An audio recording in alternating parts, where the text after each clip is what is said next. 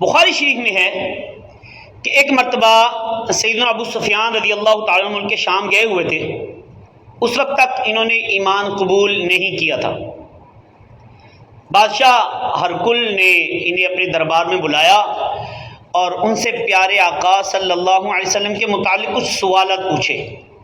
مثلا آپ کا نسب کیا ہے، ان کی سیرت کیسی ہے، ان پر ایمان لانے والے کس قسم کے لوگ ہیں.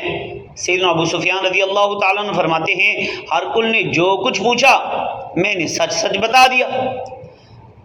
اس پر ہرقل بولا اے ابو سفیان، جو تم نے بتایا اگر سچ ہے تو جہاں میں آج کھڑا ہوں ان قریب ان نبی علیہ الصلوۃ والسلام کی حکومت یہاں بھی قائم ہو جائے گی. اگر میں ان کے پاس پہنچ سکتا تو ضرور ان کے قدم مبارک دھونے کی سعادت حاصل کرتا. جب ہرقل کے پاس پیارے محبوب صلی اللہ علیہ وسلم کا خط مبارک پہنچا، آپ صلی اللہ علیہ وسلم نے اسے ایمان کی دعوت ارشاد فرمائی. اب ہرقل نے اپنے ملک کے وزیروں مشیروں کو جمع کیا، ایک بڑے حال میں بٹھا لیا، خود تخت پر بیٹھا اور دروازے بند کروا دیے. اب اپنے وزیروں مشیروں سے بولا اے روم والو، اگر بھلائی اور ہدایت چاہتے ہو، تم چاہتے ہو کہ تمہاری حکومت قائم رہے تو ان نبی صلی اللہ علیہ وسلم کا کلمہ پڑھ لو. بس یہ سننے کی دیر تھی کہ وزیر مشیر اٹھے اور باہر کی طرف دوڑ پڑے. یہ دیکھ کر ہرقل سمجھ چکا تھا کہ اگر میں نے کلمہ پڑھ لیا، ایمان قبول کر لیا تو روم والے مجھے بادشاہ نہیں رہنے دیں گے.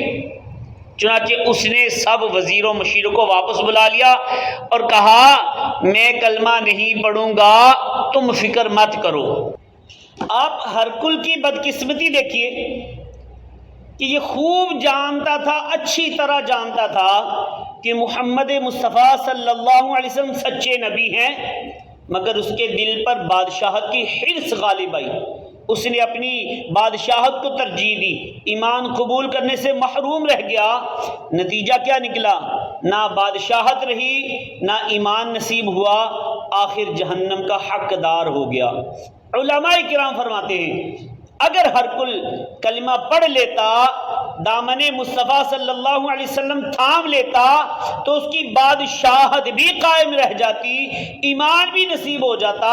مگر اس نے برا سودا کیا، کلمہ نہیں پڑھا، نتیجہ بادشاہت بھی نہ رہی، ایمان بھی نہ مل سکا.